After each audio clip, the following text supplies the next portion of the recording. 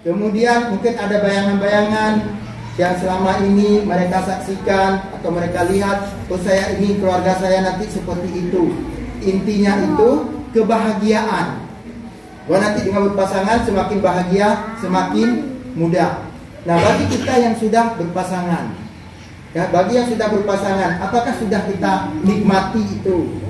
Apakah kita sudah menjalaninya dengan bahagia atau kebalikannya? Ya, bagi yang sudah berpasangan berharap dengan adanya anak yang mau mendidik anak dengan baik. Kemudian Allah berikanlah anak itu. Ya, Allah berikan kita anak 1, Allah berikan kita anak 2. Kemudian udah 3 tahun anaknya 3 juga. Ya, udah Allah berikan, udah berturut-turut. Nah, apakah yang kita impikan sebelumnya semua ini dikuatkan yang dimuliakan Allah tergantung pribadi-pribadi kita. Ya, tergantung bagaimana kita menjalankannya, bagaimana cara kita mensyukurinya. Kalau istilah kerennya itu, bersyukur enggak kita dengan posisi kita hari ini yang masih jomblo, yang masih lajang. Kalau bahasa bakunya jomblo itu sebenarnya jomblo. Itu yang benarnya bahasa bakunya jomblo. Nah, ketika kita masih jomblo sekarang ini, ya walaupun umurnya mau kepala 3. Tahu kan kepala 3 itu berarti udah mau masuk 30-an lah. Apakah kita tertekan? Apakah kita menderita? Apakah kita menyesalinya? Apakah kita bahkan menyalahkan Sang Pencipta kita? Atau kita bahagia saja, alhamdulillah saya masih jomblo, masih bisa kesana kemari, masih bisa menatap tulisan Asia Tenggara itu kapan-kapan saja. Asia Tenggara itu kapan-kapan saja. Mau ikut acara apa saja, nggak ada yang larang, alhamdulillah. Ataupun kebalikannya, susah. Ada orang enggak yang pun tanya status dia udah susah sendiri. Ini mau nanya hujan ini nampaknya kan, udah susah sendiri. Atau sebaliknya dinikmati ya, alhamdulillah. Seperti bunyi nasinya Rehan, alhamdulillah kan, syukur ya Allah, syukur alhamdulillah. Jadi ya bersyukur aja, alhamdulillah saja. Allah yang paling tahu bagaimana kebutuhan kita. Ada orang yang dia kenapa lama menikah, memang karena secara pikiran bawah sadar dia memang kepingin lama. Dia nggak menyadarinya, dia nggak mempersiapkan diri. Kalau udah dipersiapkan diri, itu pasti Allah kasih. Sudah khusus dia sediakan dirinya, betul-betul dia persiapkan diri, itu pasti Allah kasih. Gak mungkin Allah gak kasih. Yang belum berjodoh hari ini tidak mempersiapkan dirinya. Betul, dia tidak mempersiapkan dirinya dengan betul. Pikiran bawah sadar yang ada, saya baca beberapa itu. Saya ada ikuti kami bikin grup Nubal, nulis bareng masalah jodoh. Bukunya lagi mulai mau dicetak, khusus masalah jodoh ya.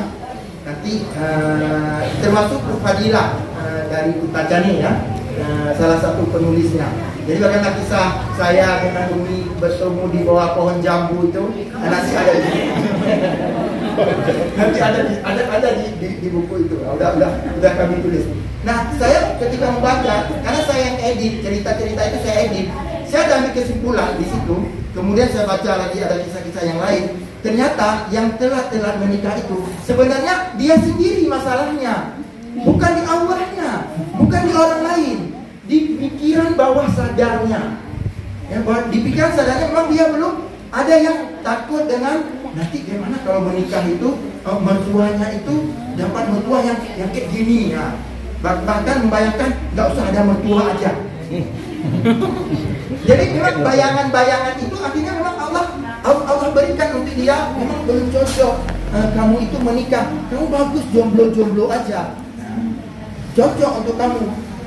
Nah jadi ikatan makhluk sekarang kalau yang mau menikah persiapkan diri betul-betul, bersyukur dengan kondisi, berbahagia, ya, tenang, nyaman, kemudian persiapkan diri, jadikan diri soleha. Kalau yang ukti-ukti, kalau yang aki-aki, yang ikhwan, jadikan diri solehkan diri sesoleh-solehnya. Nggak mesti harus berdandan, buat ini, buat itu seperti orang-orang umum. Nggak mesti harus DP, pakai jilbab. Dia setiap hari lain-lain DP WA-nya. Hari ini pink, besoknya ketahuan kali itu nggak usah itu. Itu cara-cara tradisional itu. Nah, cara modernnya itu solehkan diri, persiapkan diri betul-betul, luar dalam, lahir batin. Persiapkan nampak dan tidak nampak. Itu malaikat aja malu kalau nggak mau doainnya. Itu malaikat aja akan berdoa siang malam. Bayangkan kalau malaikat berdoa untuk kita siang dan malam, dapat langsung jodoh. Nah, sekarang udah dapat jodoh. Nah, kalau sudah dapat jodoh, gimana? Apakah bisa kita bersama? Namanya kan di sini judul tema tadi bersama. Berarti kalau bersama kan pasangan kita berdua, saya kan? Nah, bersama membuat keluarga kita mutijah. Bagaimana secara bersama? Jalannya itu sama-sama, seiring sejalan. Seiring sejalan itu bersama. Pasangan itu dia bersama. Pasangan itu seperti ini. Bukan satu depan, satu belakang. Bukan. Dia bersama berjalan, menjalankannya secara bersama, mengarungi kehidupan itu, mengarungi bahtera samudra itu bersama-sama. Kenapa? Ketika kita memahami ini adalah keluarga harokah, keluarga dakwah, yang kita harungi bukan lagi tambak. Kita mengayuh perahu bukan ditambak. Kita mengayuh bukan diparit. Kita naik kapal itu bukan di lai alas, bukan lai alas, bukan lai Soraya. Ketemu lai Soraya sana kan. Tapi kita akan menghadapi samudra. Samudra itu bukan selat, bukan laut kecil, itu lautan besar. Jadi keluarga harokah itu akan menghadapi samudra. Menghadapi samudra itu harus bersama-sama, seiring sejalan gitu. Ada hal-hal yang harus dipersiapkan. Kalau tadi si Aki tadi sudah dapat jodohnya, nah, kemudian dia berjalan di samudra. Namanya jalan samudra itu jangan pikirkan enak-enak terus, malam pertama terus, enggak. Itu malam pertama itu udah jadi malam terakhir. Udah rasain kan? Jadi yang sudah menikah udah merasakan itu. Kenapa badai akan hadir badai?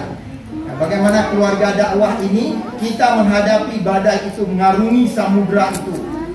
Badai itu tidak kita jadikan halangan.